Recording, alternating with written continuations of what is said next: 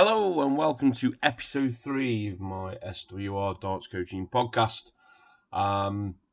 It's been a while since I've done an episode, to be fair. It's just been over a month.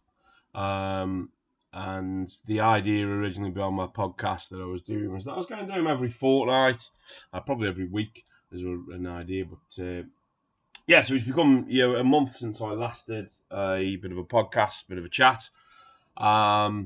And many reasons for that, to be bluntly honest. I've been very busy with darts, with life, but also just wondering, the direction I wanted to do this podcast and carry it on.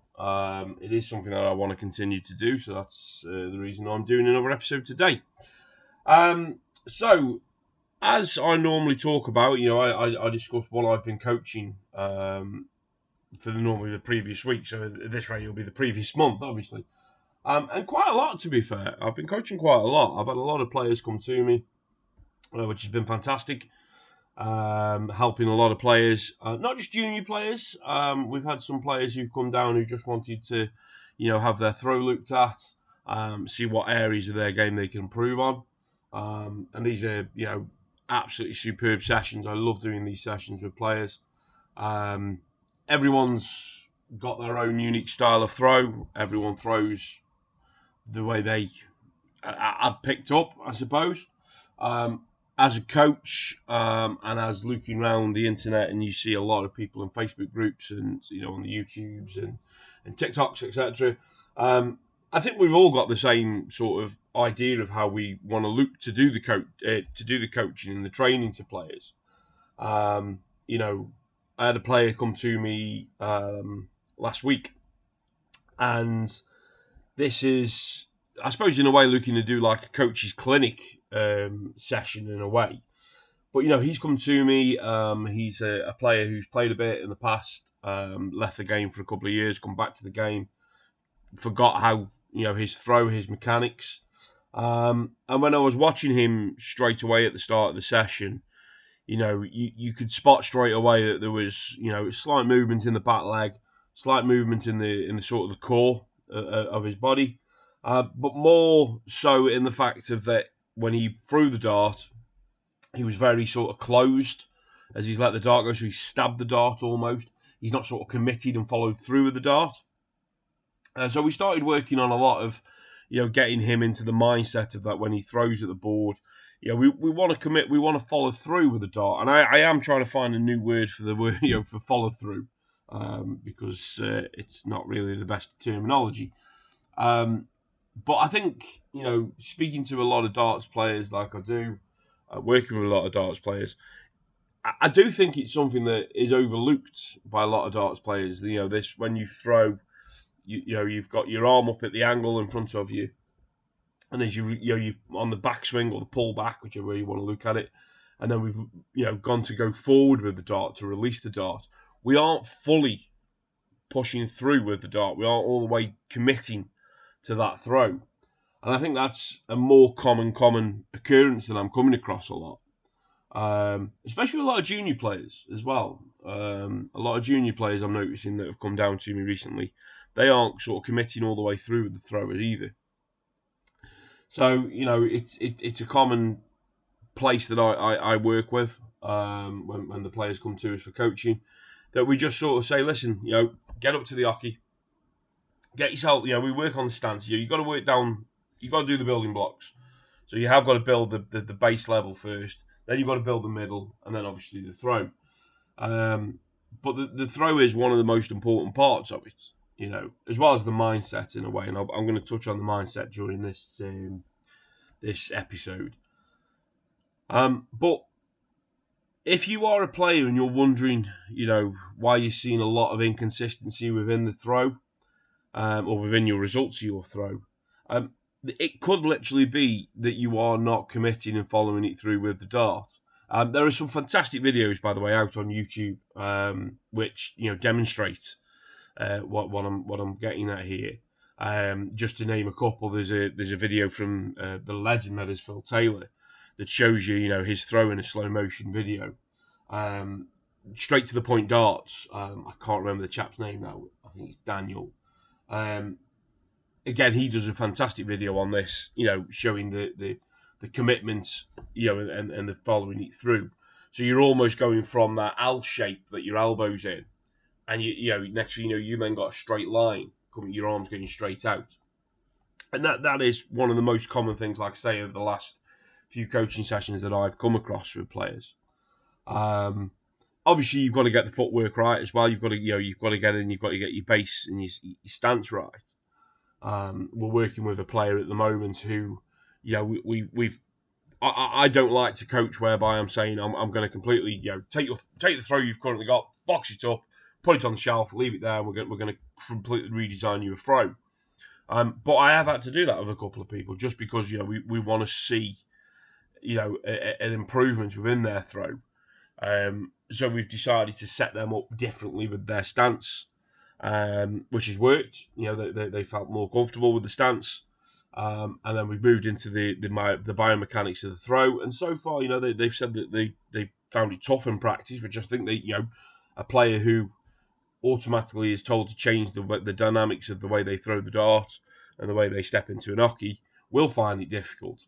But that's where once they unfortunately leave, the hub where I work from, it's down to them. The hard work then starts with them. They've got to go onto the practice board. They've got to put it in, week in, week out, but hour in, hour out as well on the practice board. So that's what I've been coaching a lot this week. So these past few weeks. But it's great to see the amount of players that are sort of now, respecting darts coaching and looking to get advice and help from with their game.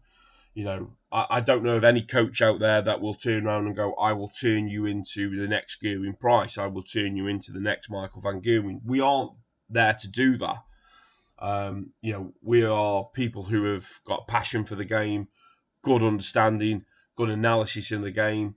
And I think we are just here now to try and help push players to get more out of their game of darts, which is, in effect, what we're all looking to do.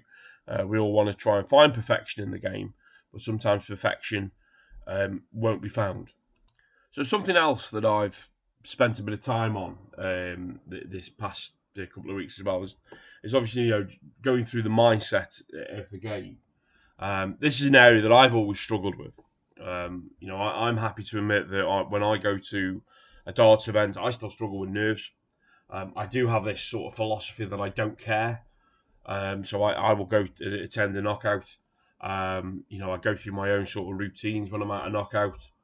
I'm the type of person, I do have a little bit of social anxiety, which I suppose is a bit strange for me because I am quite a jovial, loud chap as well. But when I'm at a darts knockout, I do tend to sort of keep myself to myself. But I've also spent time now when I go to these darts knocouts, I look at other people, I look at how they're throwing, I look at the mechanics. I speak to players, at the bar or at the, at tables, and I find out what they're practicing, how they go about their daily sort of darts routines. And that's been fascinating to pick up on a lot of that.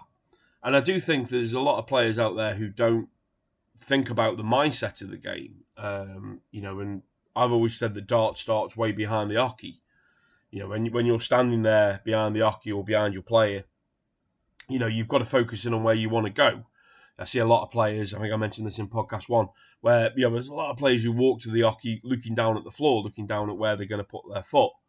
That for me is where you can start off bad because you're not focusing on where you're going. You want to focus on what you're looking at.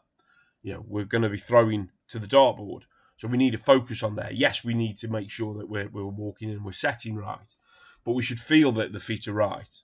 We shouldn't have to have this mark on an hockey where we've got to put our foot there every time. As long as we're central to the board as we're walking up, I touch the hockey and then rock back and set myself. And I think I can do that 100 times and every time put a pin in the floor. And I would say that them pins would hardly ever move. There would be movement. I'm not saying there won't be. There will be millimetre movement. But I would know if I'm an inch off the area that I want to be in, just by the way I've set myself up. And at that point, then I would rock out, get out of dodge and get back in.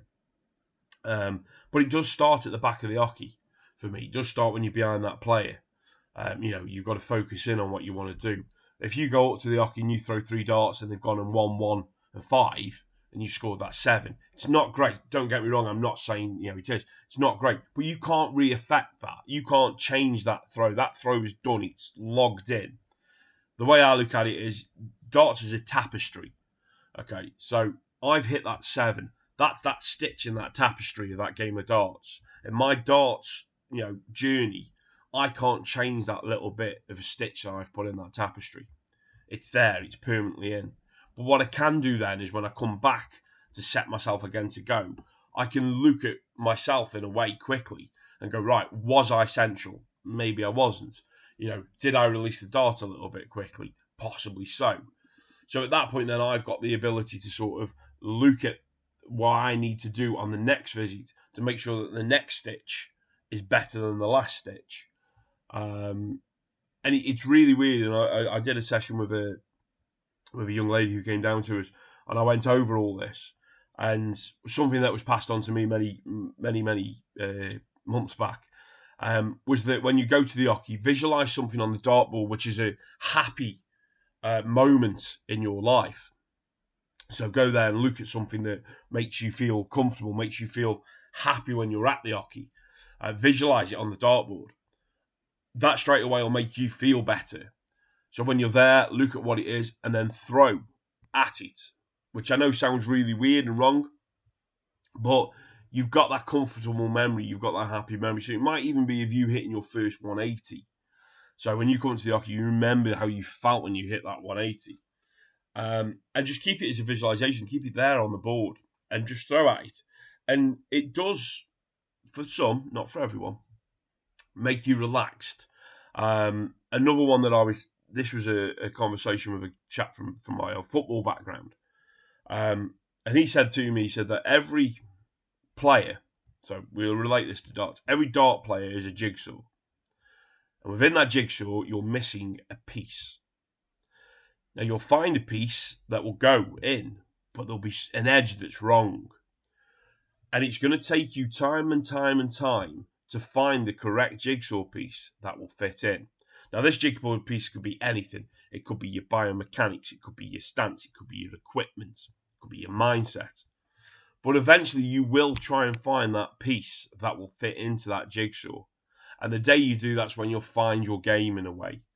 And I thought it was fascinating. We were relating it to footballers, and we were saying, that everyone who can play football, who wants to play football, there's so many players who make it, so many players who don't make it.